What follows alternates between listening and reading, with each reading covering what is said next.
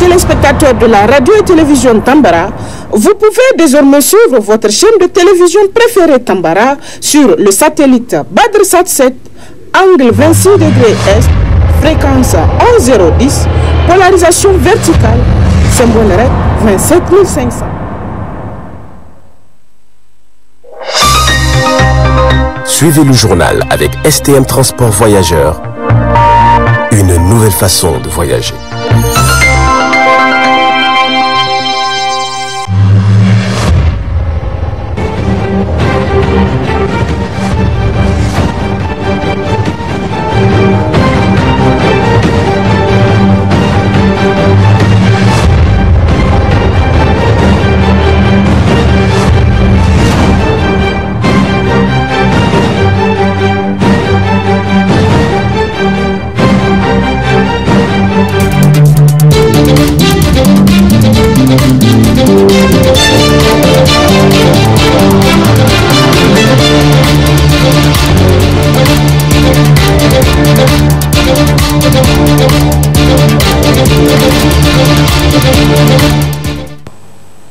Messieurs, dames, bonsoir et bienvenue sur cette session d'information sur le miroir de la femme de ce samedi 18 mars 2023.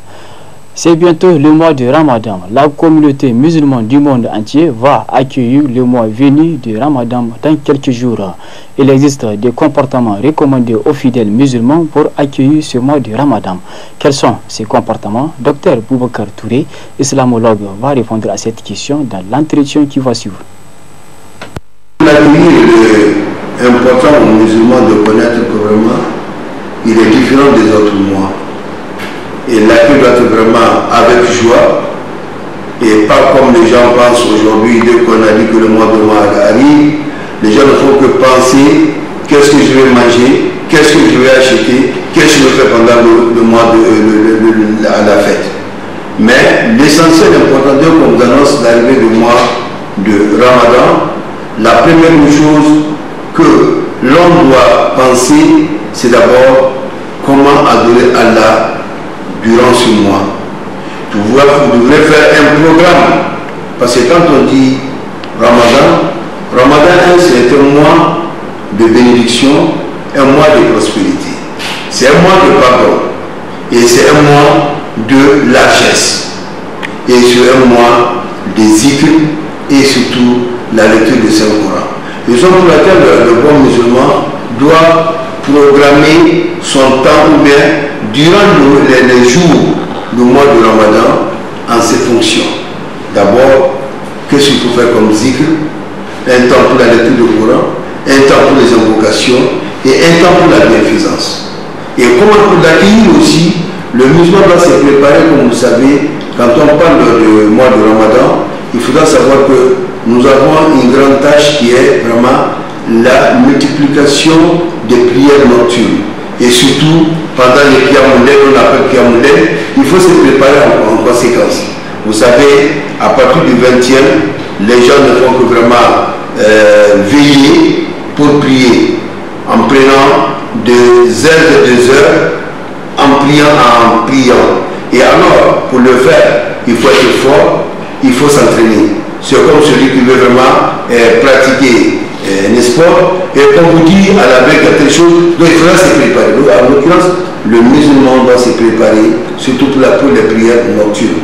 Parce que Allah, le prophète nous dit, Man sama Ramadan, imanan wa ihtisaban, wufira lahu ma taqaddama min dhanbihi. Le prophète nous a fait savoir que celui qui gêne le mois de Ramadan en croyant à Allah subhanahu, la croyance, et surtout en faisant des bienfaisances.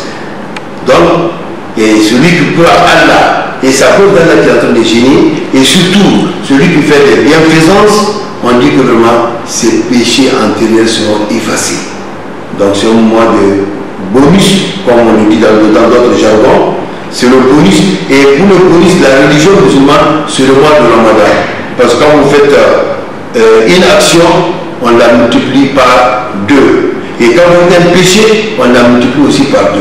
Donc c'est un mois spécial. Et là, les musulmans, comme vous l'avez dit, doivent vraiment être humbles, doivent être vraiment larges envers les autres, assister les autres, apporter, parce que nous savons que si on dit qu'il y a le mois du Ramadan, on voit des ténèbres remplis, à l'endroit où on envoie chez les DG, chez les ministres, ils n'ont pas besoin. Ces gens n'ont pas besoin, et quand on le fait, il n'y aura pas de récompense là-dedans, il n'y a pas de là-dedans.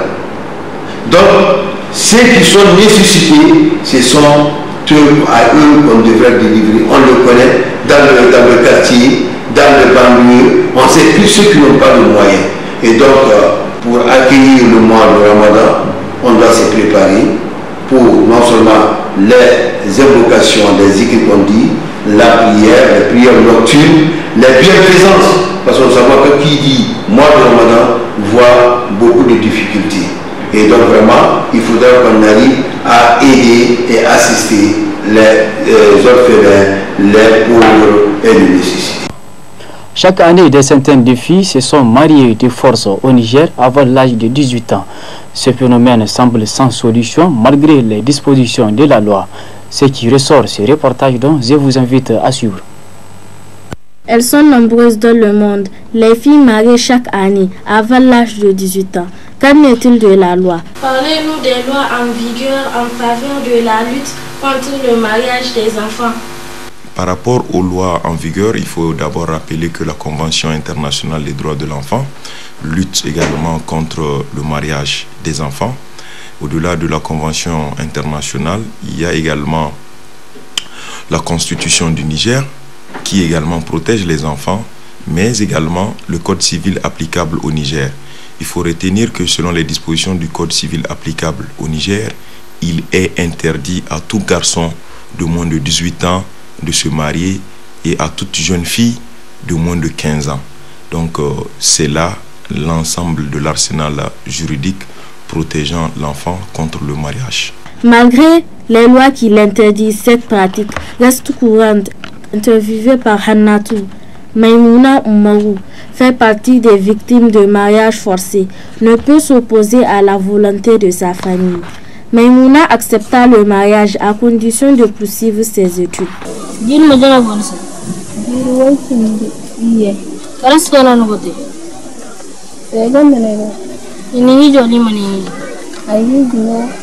Bakan ay hidimo ay go kato ya metal ay dungu hamdu madamo sa ay to kom ay bato no ay bakan si ay me ay punya gana ay ko jam Wani izo ni sindo yang ba che enengina matuna no go nin din kuni no wallahi ta tun su indalo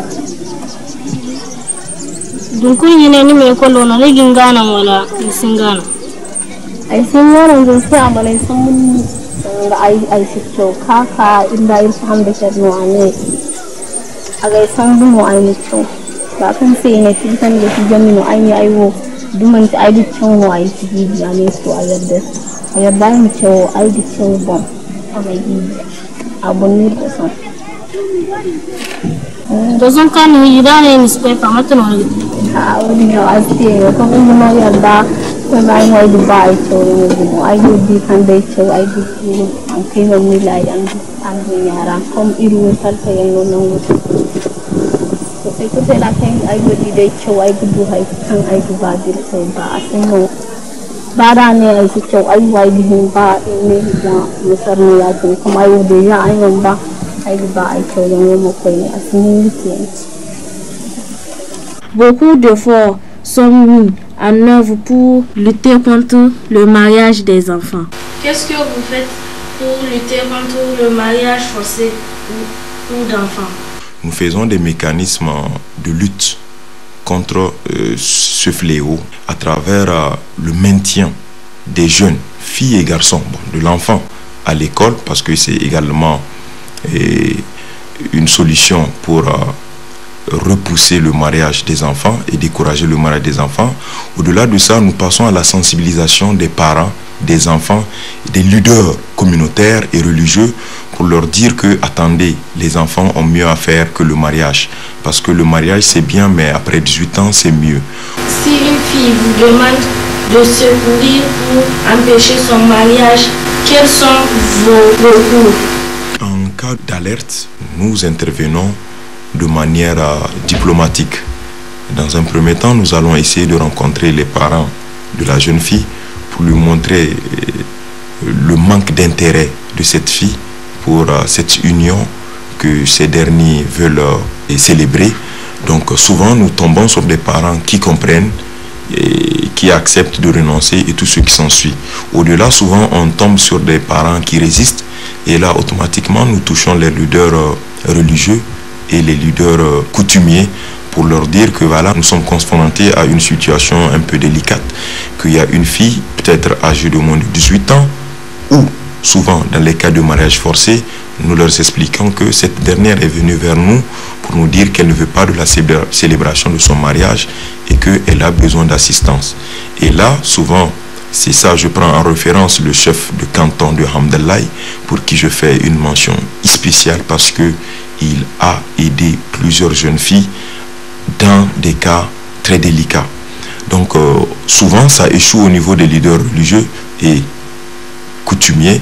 Donc là nous sommes appelés à faire appel à la force publique. Votre appel à l'endroit des autorités publiques sur les dérivés constatés.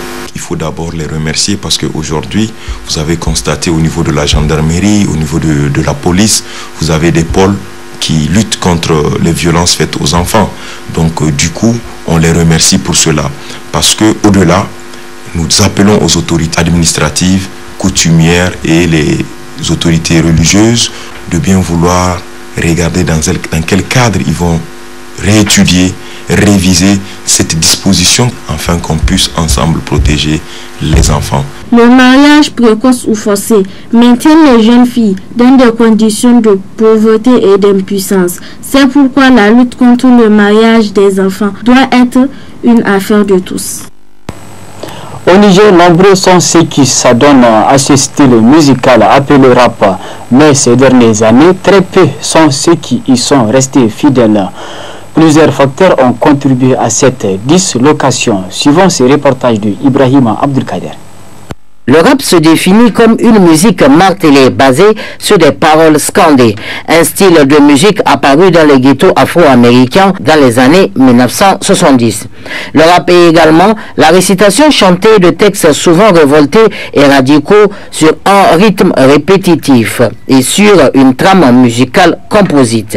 Au Niger, auparavant, nombreux sont ceux qui s'adonnaient à ce style musical, mais ces dernières années, très peu sont ceux qui y sont restés fidèles. De la dislocation des groupes à l'arrêt complet de la musique, plusieurs facteurs y concourent selon Soul de la formation MDMCO. La plupart du temps, quand ils voient un artiste peut-être arriver à un certain niveau, ils se disent peut-être de fois que c'est facile et tout. Quand ils rentrent pensant que toi tu sais comment ça a débuté avec toi, on le savait. C'est tellement difficile, toute chose, tout début est difficile. Maintenant, il y a certains qui supportent les difficultés jusqu'à arriver au bon produit à la fin, les fruits et tout. Mais à d'autres, ils ne supportent pas parce qu'ils veulent gagner tout de suite. Et c'est difficile, c'est pas tout le monde qui a la chance de gagner tout de suite.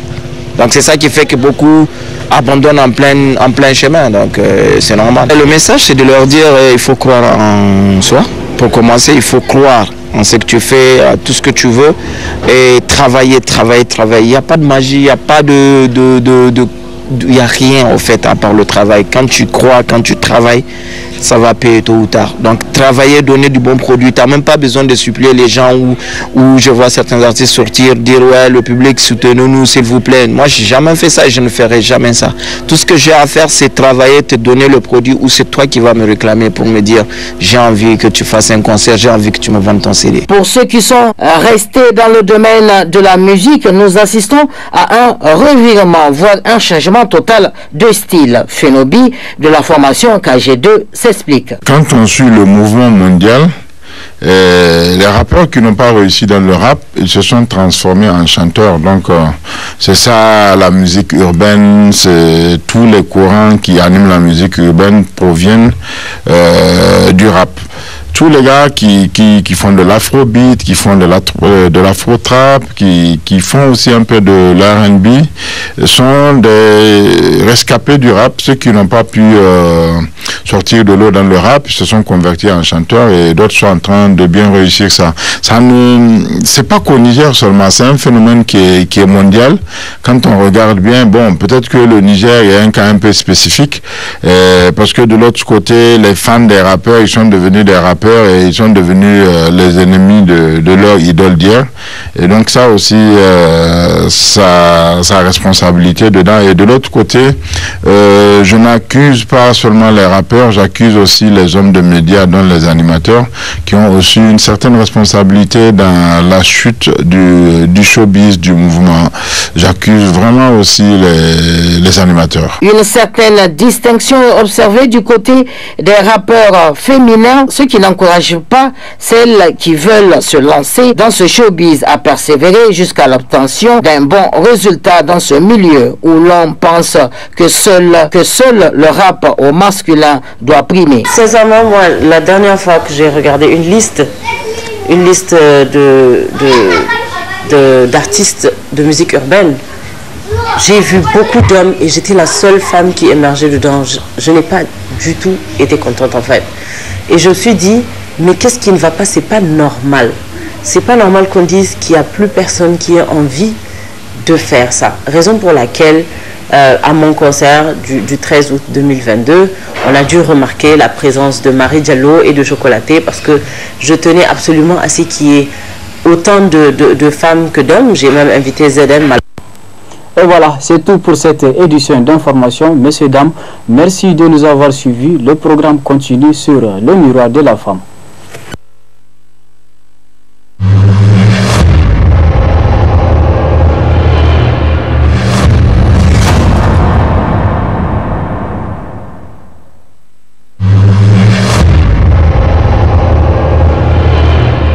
Chers auditeurs et téléspectateurs de la radio et télévision Tambara, vous pouvez désormais suivre votre chaîne de télévision préférée Tambara sur le satellite BadrSat 7, angle 26 degrés Est, fréquence 11010, polarisation verticale, symbole REC 27500.